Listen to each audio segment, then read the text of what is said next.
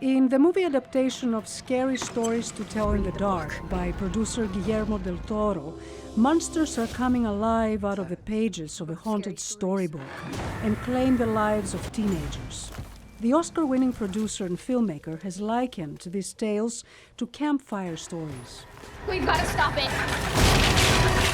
There are two types of horror movies, ones that are disturbing and they sort of scar your soul permanently, and then there is a different type of horror movie which is like a roller coaster ride. It's fun and it's entertaining and is really thrilling. Filmmaker André Øvredal adapted the film from Alvin Schwartz's anthology of children's horror stories. It's kind of a mix between a modern horror movie and a throwback to the Amblin movies I grew up with. André Øvredal refers to the 80s Spielberg's influence of films such as Poltergeist, Goonies, E.T. the Extraterrestrial, where horror mixes with adolescent thrills and chills.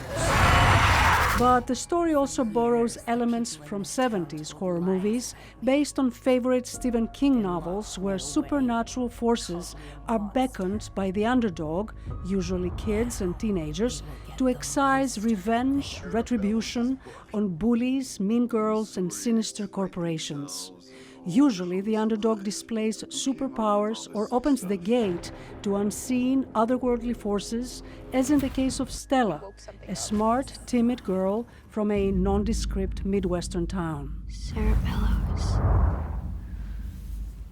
tell me a story. Scary Stories to Tell in the Dark is not the only retro horror to scare its way to success.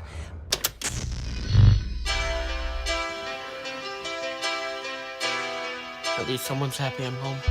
According to the streaming network Netflix, Stranger Things, a scary series with a teen cast, roared into its third season with 40 million viewers binge-watching the show within the first 4 days since its debut.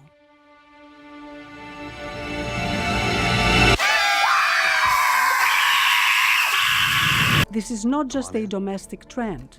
International series are now copying the formula, as in the case of the Indian teen horror Typewriter, with teens once again finding their way in a haunted house, solving mysteries and facing ghosts. As for why do we crave horror movies?